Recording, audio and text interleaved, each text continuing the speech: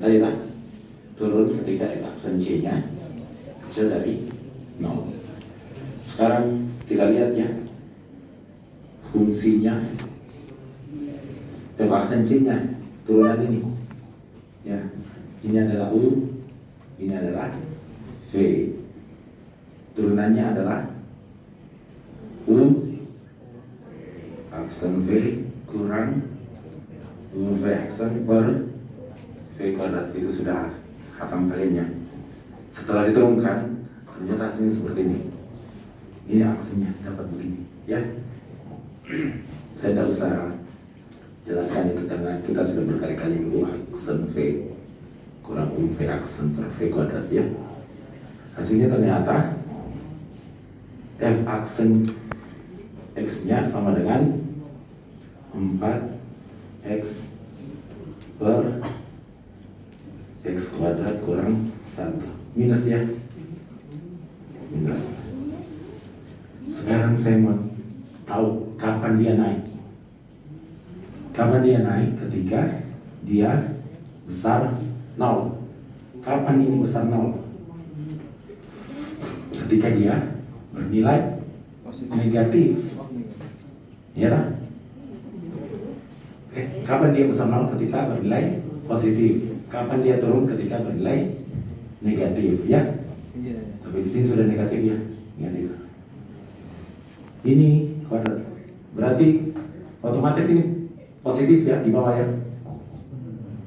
Ya kan? Otomatis positif ya. Oke? Apapun yang terjadi pasti dia positif karena kuadrat. Ya? Di atas apapun yang terjadi kita harus bagaimana apabila dia besar 0? Bagaimana? Harus di atas negatif juga supaya negatif kali negatif positif, positif per positif, positif besar 0. Ya? Berarti saya harus mencari X-nya yang negatif. Ya kan? Karena biar negatif kali negatif jadi positif dibagi dengan positif, positif. Kapan X-nya ada negatif? Pada saat dari minta hingga. Ya kan? Jadi minta hingga. Sampai kapan dia negatif? 0 kurang sedikit sini ya. Iya. Iya. 0 kurang sedikit. Ya. Berarti koma. Ini angka keliru ini. Bukan minus 1. Ya. Dia sampai 0. Ya. Tapi kurang sedikit. Masih bernilai negatif di sini lah. Tapi sedikit sekali. Oke. Ini kurang sedikit ya. Kalau dia mau bernilai positif, ini positif ya. Ini naik. Kapan dia turun? Di sini sudah positif, sini negatif. Berarti ini harus positif. Ya kan? Positif dan negatif. Negatif bagi positif. Negatif.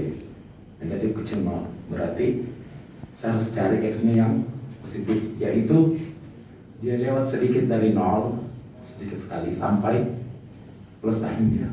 Ya kan? Berarti intervalnya ini adalah 0 sampai plus tahimnya. Ya. Tapi ini lewat sedikit ini. Ya, lewat sedikit 0. Paham? Bisa ya? Ya? Paham? Paham? Paham? Siapa yang paham? Katanya. Halo? Paham enggak? Paham? Halo? Diulang. Ya ulang aja lah Pak. Ulang. Oke. Ulang. Enggak usah dilihat itu ya. Ini saja. Ya. Menentukan fungsi naik dan turun. Kapan fungsinya naik? Ketika F aksen C-nya besar 0. Ketika F aksen C-nya kecil 0, dia turun.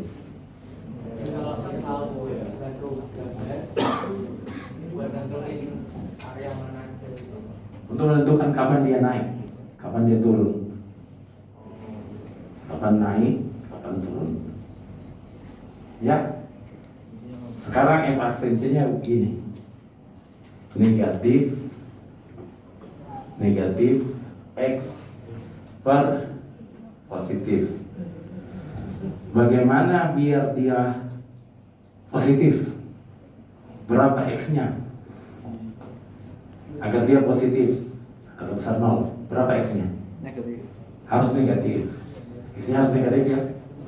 Negatif kali dengan negatif bagi dengan positif. Kapan X-nya negatif? Yaitu pada saat dari minus hingga sampai 0 kurang sedikit, tapi daerah minus ya. Jadi minta hingga angka kartesis ini X-nya, ini Y-nya. Di sini min 1, min 2 sampai minta hingga. Di sini ya, masih di sini ya. 0,99. Ya, pokoknya 0 kecil sedikit lah. Oke, ini dia fungsinya akan naik. Ya, Iya. kapan fungsinya turun? Ketika ini negatif, X ini positif. Ketika X-nya positif, ya, positif kali negatif bagi positif, negatif. Oke? Berarti kalau yang positif berapa?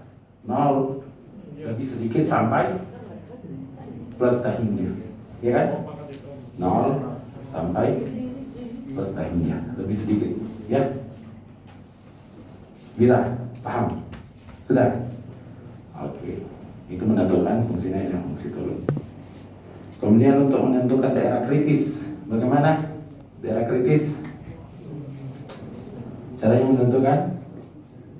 Pakai turunan ke Ya, daerah kritis pakai turunan pertama F turunan. C sama dengan 0. F aksen C sama dengan 0. Iya. Ya kan? F aksen C nya kita sudah dapat, ini 4X per X kuadrat kurang 1 pangkat 2. Ini harus sama dengan 0. Bagaimana supaya dia sama dengan 0? Turunannya ini bagaimana supaya dengan 0? Bagaimana ini? Biar dia 0. Atasnya harus 0. Atasnya harus 0, ya kan? Apapun di bawahnya. Bagaimana biar atasnya sama dengan 0? Kali 0, berarti daerah kritisnya X sama dengan 0. Makanya di sini daerah kritisnya adalah X sama dengan 0. Ya? Karena kalau di atas 0, apapun yang terjadi di bawah pasti 0, ya kan? Iya. Bisa ya? Ya. Daerah kritis itu mau menentukan kita di situ terjadi titik maksimum atau titik minimum. Ya. Nah sekarang pakai turunan kedua ya sama ya. Tidak usah dibahas karena tadi sudah. Nah setelah itu kita gambar dia. Apa yang kita punya kita masukkan semua. Yang pertama kita punya domain semua X kecuali X sama dengan plus minus 1, ya, 0 X Y 1 2 min 1 min 2 1 2 3. Saya punya apa? Daerah domain semua X kecuali X sama dengan plus minus 1, ya. Berarti saya tidak akan ambil ini, saya tidak akan ambil ini. Apalagi yang saya punya? Titiknya di 0,0. Oh, di sini. Apalagi? Oh, dia simetri. Oke, apapun yang terjadi di sini terjadi di sini, ya. Asintut datarnya 2, berarti ini asintut ini. Datar ini 2 kali apa ya? Oke? Nah, ini asintut datar. Asintut datar. Apalagi yang saya punya? Asintut tegak plus minus 1. Ini. Oke, ini 1 ya. Nilai asimptot tegak. Asimptot tegak. Oke, titik kritis di 0, X sama dengan 0. Apa lagi? Kalau dia naik ketika minta hingga sampai 0. Minta hingga itu di mana? Di bawah sini ya. Iya. Minta hingga berarti di sini positif. Oke? Dia naik kan? Minta hingga sampai 0. Dia naik nanti di sini. Oke? Dia turun dari 0 lebih sedikit sampai plus tak hingga sampai di sini. Nah, di sini dia negatif. Karena ini asimptot, berarti dia tidak boleh menyentuh ya. Dia akan naik 0, turun dia. Mendekati sedekat-dekatnya sampai tak hingga sini. Ya. Nah, berarti gambarnya begini. Oke. Kemudian apa lagi? Ini asimptot. Oh, berarti ada juga di sini. Minta hingga sampai tak hingga, ya kan? Hingga dapat sudah. Jadi grafiknya akan terjadi begini.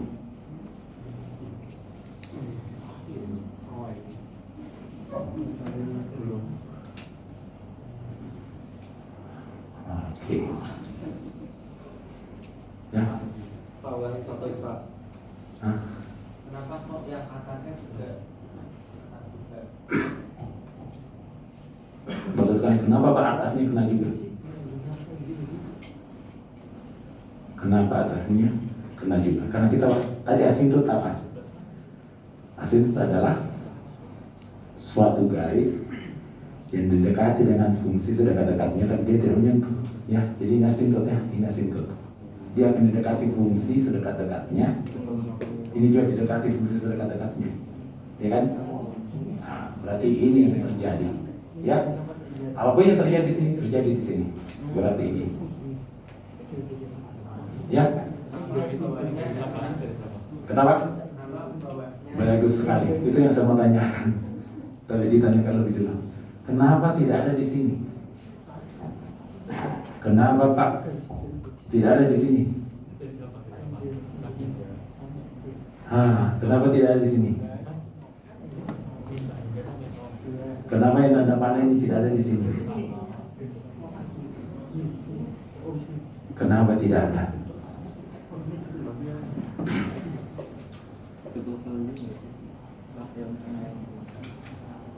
Delapan. Di kelas sebelah kemarin ada yang jawab. Kenapa tidak ada gambar? Coba kalian lihat di situ. Ini fungsinya. Fungsinya sudah ada di sana. Ini. Kenapa dia tidak ada di atas sana?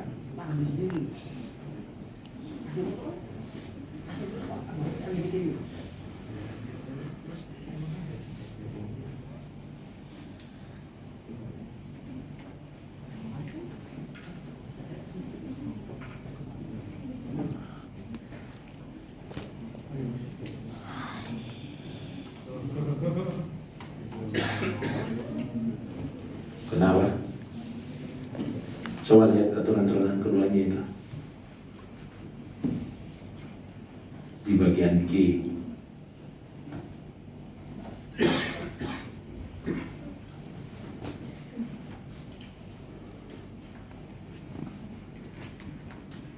Di bagian G.